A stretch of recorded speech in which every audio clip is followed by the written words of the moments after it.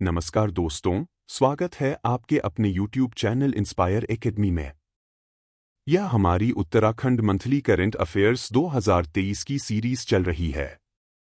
आज के इस वीडियो में हम चर्चा करेंगे अगस्त 2023 माह के उत्तराखंड करंट अफेयर्स पर, जो कि आपके आगामी परीक्षा की दृष्टि से बहुत ही महत्वपूर्ण वीडियो होने जा रहा है।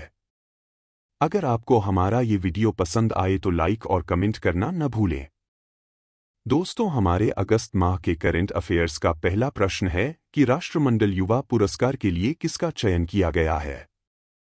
तो इसका सही जवाब होगा श्रुतिका। दोस्तों, आपको सबसे पहले बता देते हैं कि राष्ट्रीय युवा पुरस्कार क्यों दिया जाता है। राष्ट्रीय युवा पुरस्कार राष्ट्रमंडल देशों में सामाजिक उद्यम, पर्यावरण, नवाचार तथा मानवाधिकार के क्षेत्र में उल्लेखनीय काम करने वाले युवाओं को दिए जाते हैं। इस बार के राष्ट्रीय युवा पुरस्कार के लिए 4 भारतीयों सहित कुल 50 लोगों के नाम को शामिल किया गया है। 15 से 29 वर्ष के आयु वर्ग वाले ये लोग सतत विकास लक्ष्यों को हासिल करने में महत्वपूर्ण योगदान देने में शामिल हैं। राष्ट्रमंडल युवा पुरस्कार के लिए चयनित 4 भारतीयों की सूची में अक्षय मकर को जलवायु परिवर्तन, सौम्या डाबरीवाल को लैंगिक समानता, कौशल शेट्टी को टिकाऊ शहर तथा समुदाय और श्रुतिका सिलसवाल को गुणवत्तापरक शिक्षा के लिए चयनित किया गया है। आपको बता दें कि मूल रूप से उत्तराखंड के टिहरी जनपद की रहने वाली श्रुतिका सिलसवाल एसोसिएट डायरेक्टर के रूप में सिंपल फाउंडेशन के साथ टिहरी गढ़वाल में शिक्षा के सुधार पर काम कर रही हैं। यह संगठन सरकारी स्कूलों के बच्चों की सहायता करता है। राष्ट्रीय युवा पुरस्कार से पहले श्रुतिका सिलसवाल को टीचर फॉर इंडिया और दलाई लामा फेलोशिप का भी अवार्ड मिल चुका है। कृषि एवं उद्यान मंत्री गणेश जोशी द्वारा बताया गया कि प्रदेश में सेब उत्पादन और मार्केटिंग को बढ़ावा देने के लिए उत्तराखंड की पहली सेब नीति का प्रस्ताव तैयार किया गया है। इस नीति में 5000 हेक्टेयर क्षेत्र में नए सेब के बगीचे लगाने के लिए सरकार किसानों को प्रोत्साहित करेगी। इस नीति में उत्तराखंड सरकार द्वारा 0.2 हेक्टेयर से 20 हेक्टेयर तक सेब बगीचे लगाने के लिए उन्नत किस्म के सेब के पौधे मुहैया कराने के साथ साथ तकनीकी जानकारी के लिए कंपनियों को प्रोत्साहित किया जाएगा। हमारा आज के करंट अफेयर्स का अगला प्रश्न है कि हेरिटेज टूरिस्ट डेस्टिनेशन के रूप में विकसित करने के लिए किस स्थान का चयन किया गया है?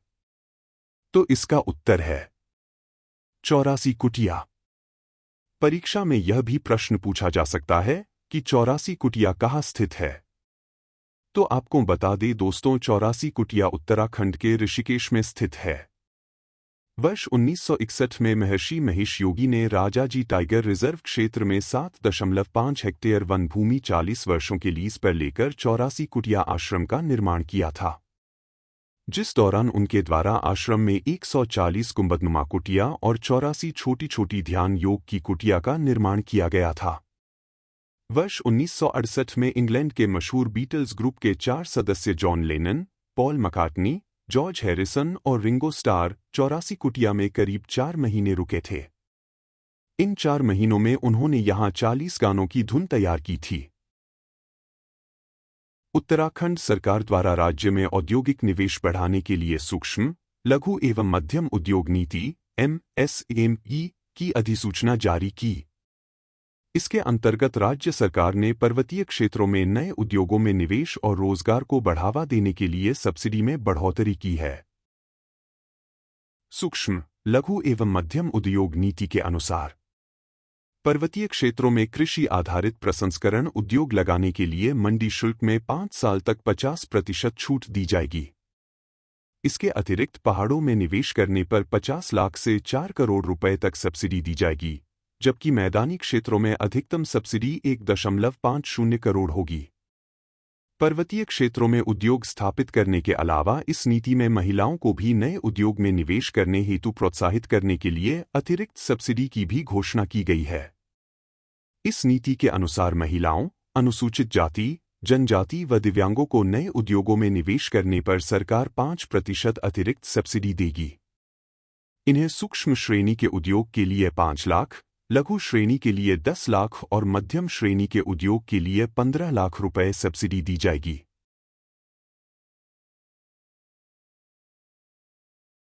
इसके अलावा उद्योगों को राष्ट्रीय व अंतर्राष्ट्रीय गुणवत्ता प्रमाण पत्र, ट्रेडमार्क, क्वालिटी मार्किंग, पेटेंट कराने के लिए अधिकतम 1 लाख रुपए की वित्तीय सहायता दी जाएगी।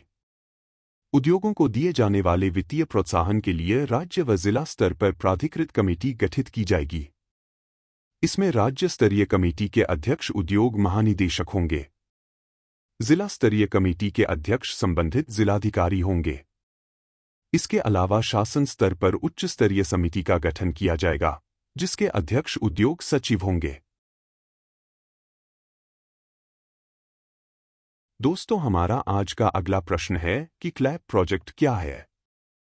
तो इसका जवाब है, क्लैप प्रोजेक्ट का उद्देश्य सुदूरवर्ती ग्रामीण क्षेत्रों के राजकीय विद्यालयों में प्राथमिक से कक्षा 12 तक के विद्यार्थियों को ऑनलाइन और ऑफलाइन मोड में डिजिटल सामग्री उपलब्ध कराना है। क्लैप का पूरा नाम है कंटिन्यूड लर्निंग एक्सेस प्रोजेक्ट। हाल ही में उत्तराखंड के राज्यपाल लेफ्टिनेंट जनरल गुरमीत सिंह सेवानिवृत्त द्वारा देहरादून स्थित राजभवन में विद्यालयी शिक्षा विभाग के क्लैप प्रोजेक्ट का शुभारंभ किया, जिसके तहत बच्चे ई लर्निंग वाहन के माध्यम से नवीनतम ज्ञान प्राप्त कर सकेंगे। शिक्षा विभाग की ओर से एनसीईआरटी के मार्गदर्शन और कंप्यूटर निर्माता कंपनी HP के सहयोग से क्लैप तैयार किया गया है। इस ई लर्निंग वाहन में इंटरनेट युक्त 120 लैपटॉप हैं, जिनमें शिक्षण सामग्री संरक्षित है। यह वाहन सुदूरवर्ती ग्रामीण क्षेत्रों के राजकीय विद्यालयों में प्राथमिक से कक्षा 12 तक के विद्यार्थियों को ऑनलाइन और ऑफलाइन मोड में डिजिटल सामग्री उपलब्ध कराएगा। हमारा आज का अगला प्रश्न है, मुख्यमंत्री सशक्त बहना उत्सव योजना का शुभारंभ कब किया गया? इसका उत्तर है 22 अगस्त 2023 को।